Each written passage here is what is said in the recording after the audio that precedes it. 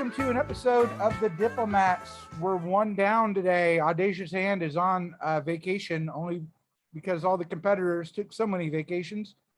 And even though he promised us a substitute, no substitute is apparently on with us right now. So we can blame him for that. Nevertheless, our podcast, as always, is sponsored by diplomacybriefing.com, where you can get all your diplomacy content for free. Just go to diplomacybriefing.com. All right, Stitches, it's you and me. Can we do it? Sounds good. Yeah. Do we need Hand? He's pretty entertaining, but not to analyze the moves. I think we'll be okay. I mean, he's going to go on forever. I think it's going to be like a 5-10 minute one. What do you think? Yeah, it could be fast. Maybe we'll get more viewers. All right. Well, before we get to the moves, I called out, I'll have it known, Lady Razor, for a lack of activity. And I think Matt realized that he had not gotten to work. So he came up with a lot of stuff. The first one is called the Flip Flop. So I guess it's a little flip flop with him and Riaz. I can't read the inscription on the top part. Can you read that? Because it's my Zoom. It's all a matter of timing. You know. And then he doesn't do anything. It's just so brutal. Yeah, he's never really gotten Riaz yet, has he? He's just I think with Max having that fleet there, it was always a threat, and it kind of held him up a little bit. I don't think it was as big as it had to have been, but yeah, he has been a little slow on the stab. Unfortunately, now he's got Germany to worry about, but we can get that later. So this was entitled Lessons in Strategy Number 1, France. Now he's got lessons in strategy number 2, England. So he's got Riaz as England with his fleets. Time to deploy total northern naval dominance with pinpoint accuracy. And just keeps attacking Germany nonstop.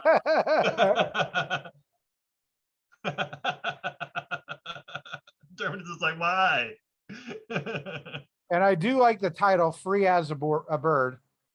You know, he does not put the titles of these on when he posts them, but you can No, he find doesn't. them. You can find them if you download them. That's the trick I've learned. I'm like Matt's biggest supporter, and he does not help me in any way to help him. Lesson in strategy number 3, Germany. It's been punt. I don't know. I didn't quite get the pant part, but there he is. There he is under siege from England, and he's just kind of chilling with the same 2 or 3 centers the whole time. Pretty good. Pretty good. Could have done better. I give that a D, Matt. I like the second one a lot. Lessons in strategy number 4, Austria, and a thing called Pezzed Off. I didn't see that one. Pez looking at Italy and Turkey. Stopwatch. Looks like he's trying to hypnotize them, and they're just like, whatever. That's probably what he's doing. And yeah, where's Russia in here? I don't know. It's a little late, Matt, for this one. And then my favorite is number 5, which is recent, which is called Every Dog Has His Dog. Who's the dog and who's the master? They both think the other's the dog. I think Ewok is shown in the fall 1908 that he is the master and Tangianis Turkey is the dog, but we shall see. By far. Okay.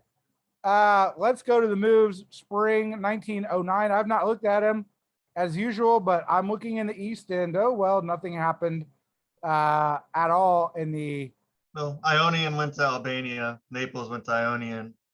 Apulia went to Adriatic. So Italy's gained position, but between Turkey and Russia, nothing's happened. Yeah, I mean, Italy did move. Moscow goes to Ukraine. And Russia did not move, but Moscow went to Ukraine. Yep. Okay. Be boring. It's weird when the biggest move is Germany. Yeah, Germany did this about a year too late, I think, but we'll focus on the East here for now. Okay. All right. Let me ask a few questions here.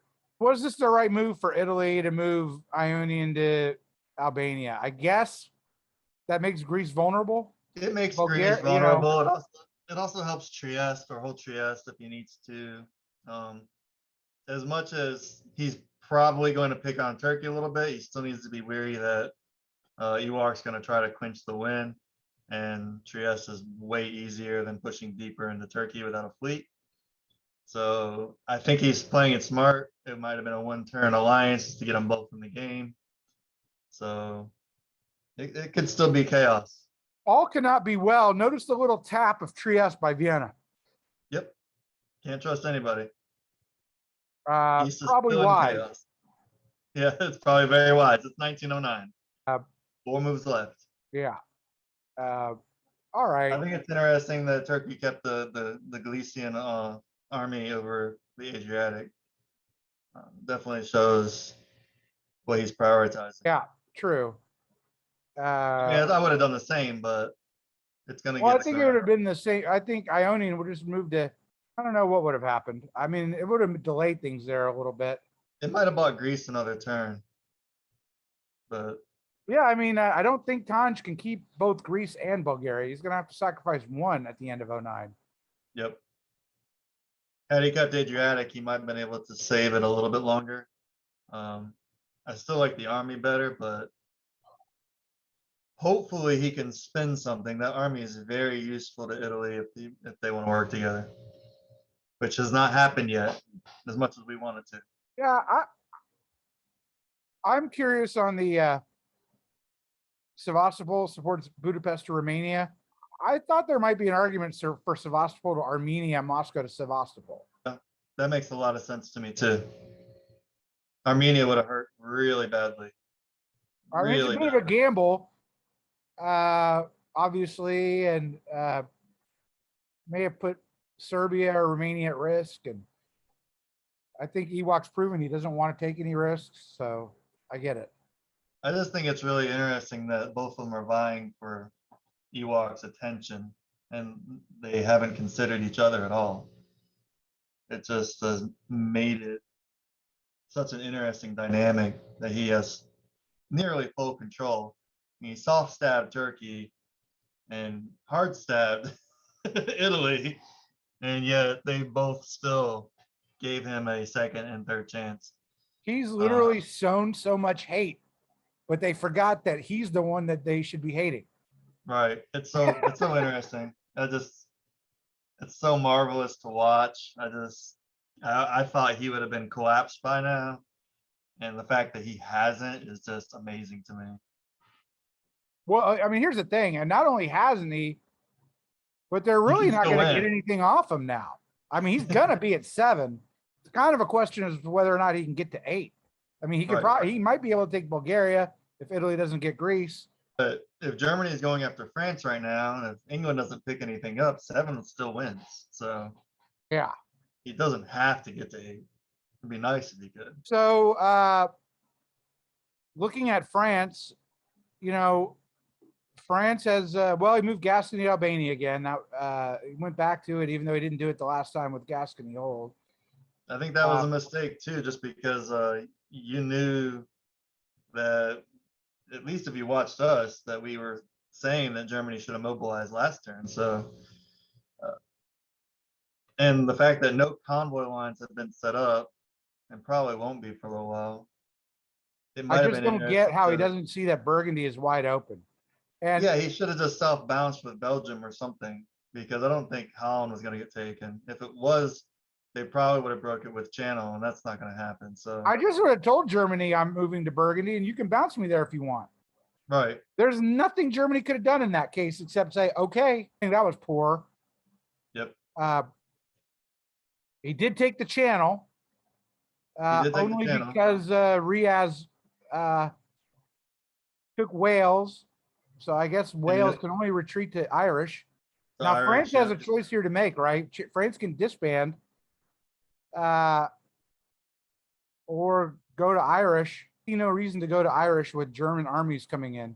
I might disband, but you're looking at me like I'm crazy. I would go to Irish. I mean, it's good positioning.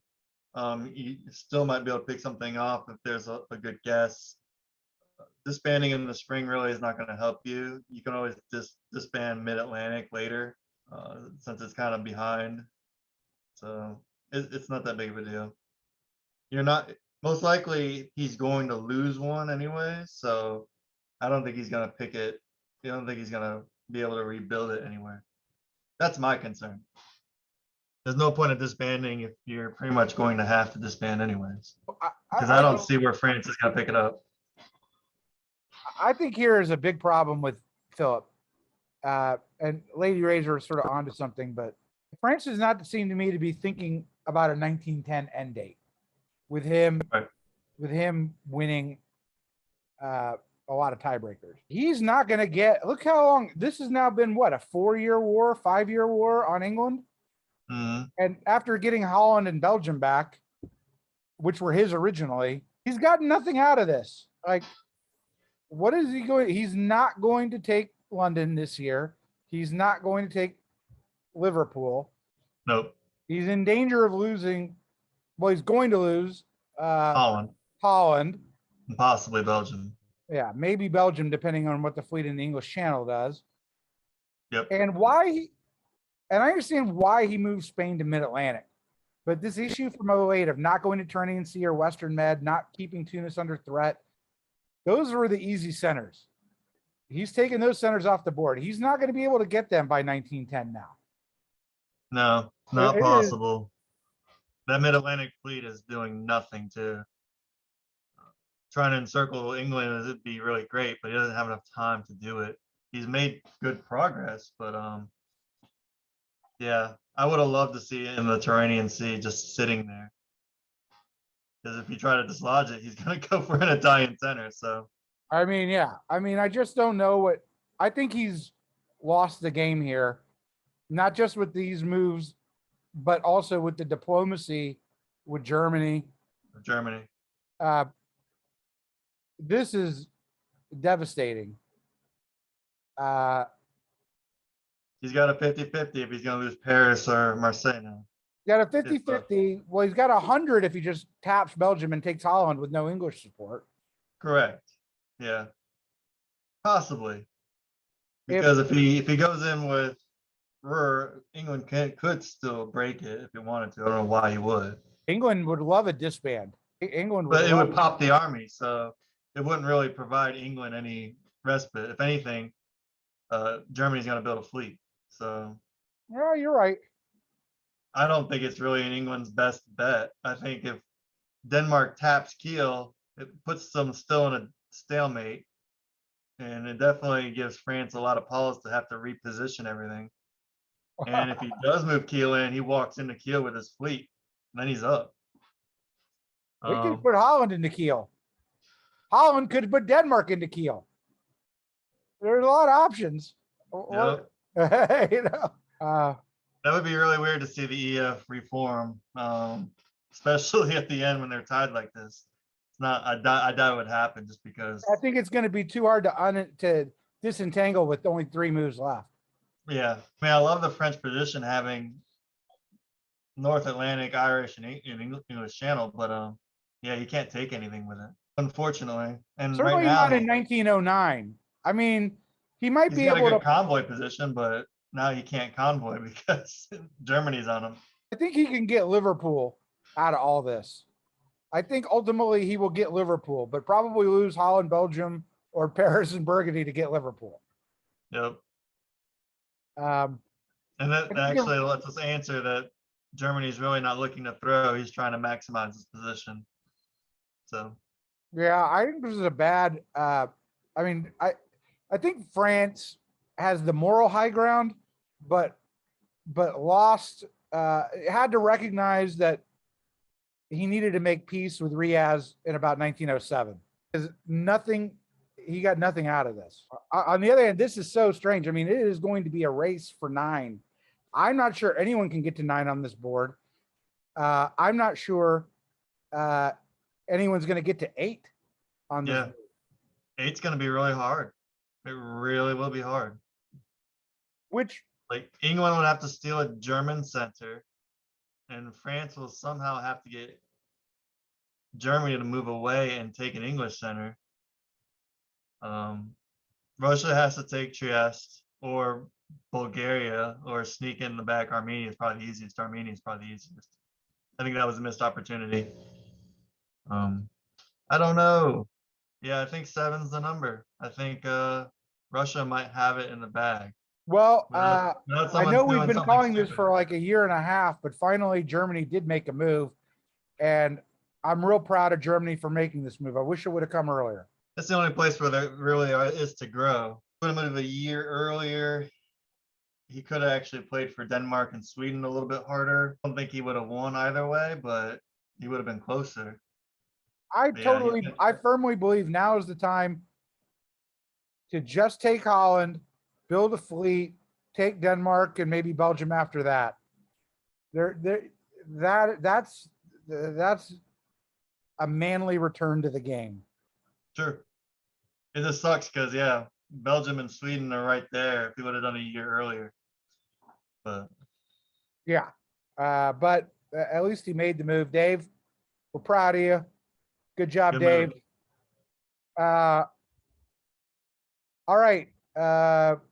Let's do some grading. Turkey. He protected everything. He did everything he needed to. I don't see anything else he could do. He didn't get anyone on side as an ally. No support there, so I give him a C. I think he would have been wiser to go to Albania as opposed to Serbia. I think it was pretty clear that tapping Serbia, it would have, it's pointless, right? Because the Aegean he knew was supporting Bulgaria. They could only put 2 on it. Yeah, Never going to take Serbia. I mean, I suppose. Yeah, and if Russia actually did dislodge Trieste, you don't want them to come into Albania. right.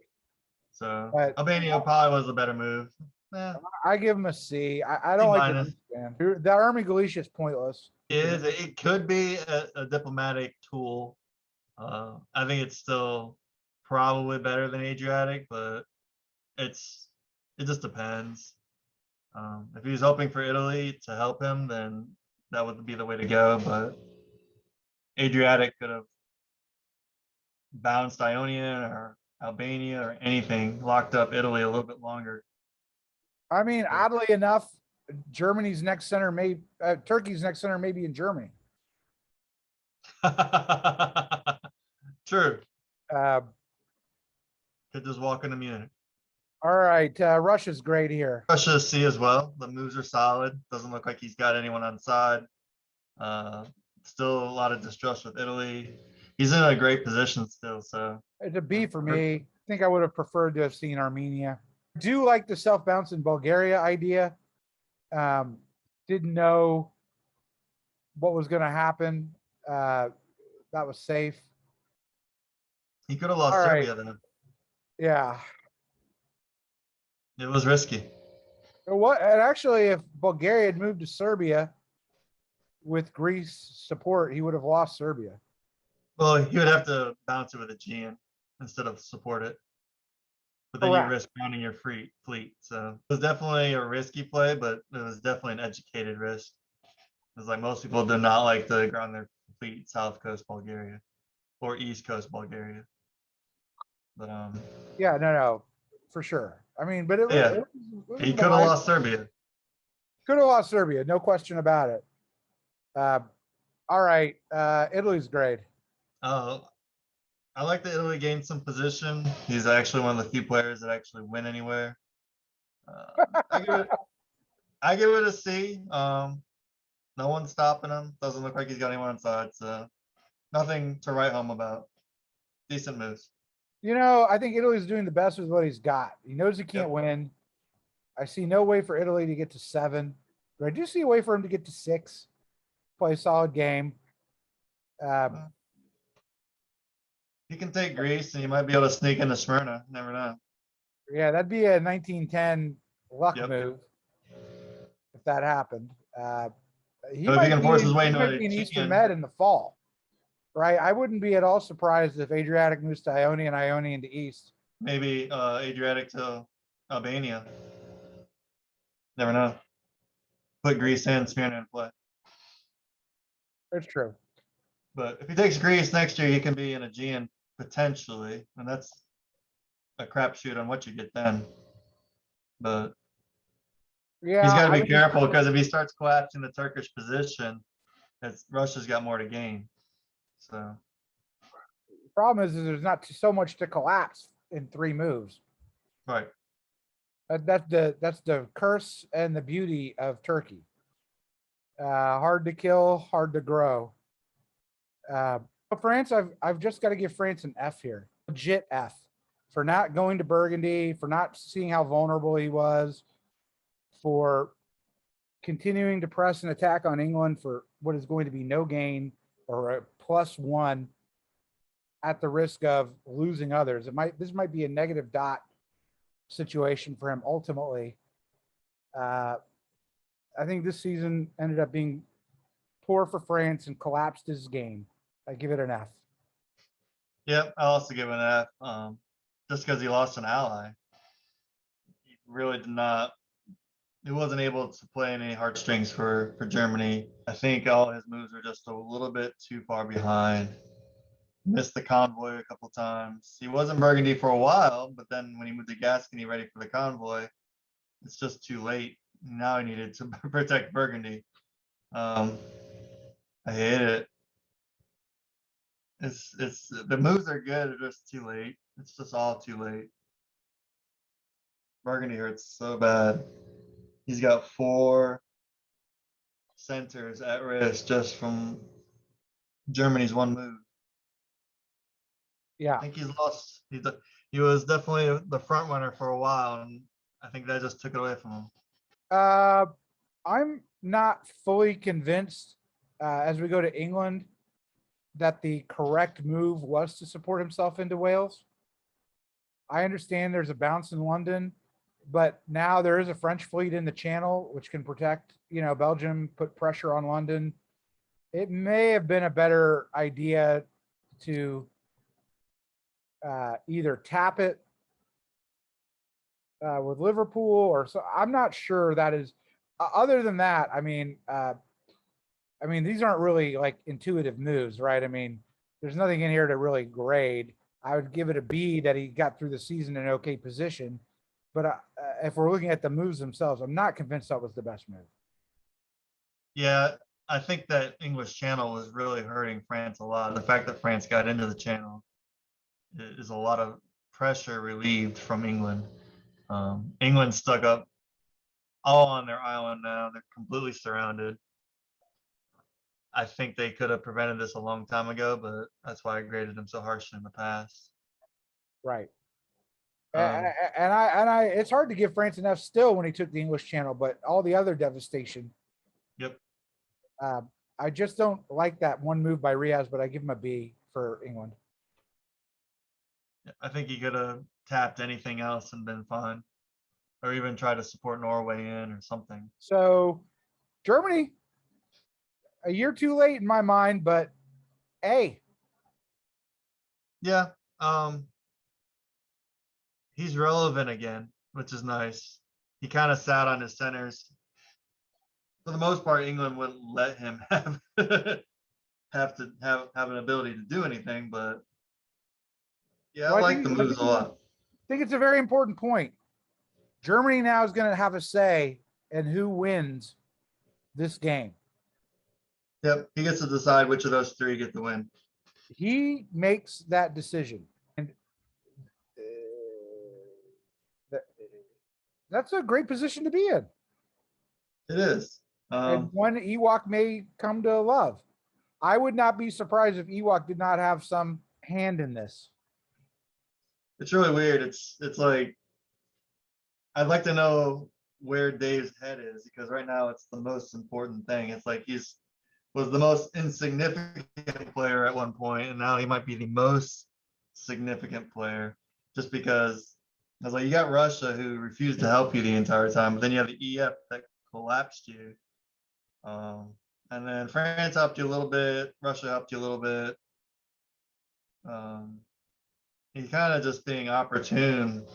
It's like, does he have an allegiance to anyone but himself? Does he even care who wins if he just does the best he can? So now like, he is such a nice guy. I know him, somewhat, that I doubt he's the kind of guy who's gonna Like he's not going to actively throw, but there are players I think he will hurt more than others. It's like he could pick one off of France, build a fleet, and let him take it back just to hurt England more. It's possible, but unlikely. But He could it just help depends on England to what do kind of it. relationship they have. What? What'd you say? I don't understand the Dave sort of hatred towards England for that one move from Baltic to Berlin, which I think we all agree was a stupid move. Like this is a lot of animosity for one move. I'm Well, glad. that was that huge stab where he pivoted completely away and lost this entire game. So Right. I think that's enough to hold resentment. It's enough to have an alliance against you and be like, oh, I'm holding my own. But then it's another cut of deal and just be stabbed ruthlessly. Yeah. So I don't blame him. I kind of find it weird that England kind of pounded against him when there was just no hope of doing anything while France was slowly creeping through the back door. That was weird. But as far as Germany hating England, that makes perfect sense to me. This is another reason I hate this English Channel to Wales move. Is because it makes it harder on Belgium. England could have had Belgium in the fall if he had kept the channel. He could have. Right, well, we say this. I think the competitors are making it pretty interesting as we go in. And as much as we've ragged on them, me probably more than anyone else, this is an 8-center win. This might be the best balance of power finals ever played. Definitely been a lot of missed opportunities. I think both England and Turkey had extremely good options to hold this board. And then France. So yeah, it's very good balance of power. Had Italy sided with Turkey early on, he would still be in the game. So, and now Russia, even though down a home center, is still looking really good to win.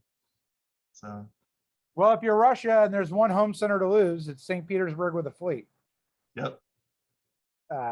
It will be interesting in the post-game interviews to find out what was really going on, but at least they're gonna, thanks to Germany, basically, in the West, we have a lot of drama there, and we're gonna have a lot of drama to see how it shakes out between Italy, Russia, and Turkey in the East.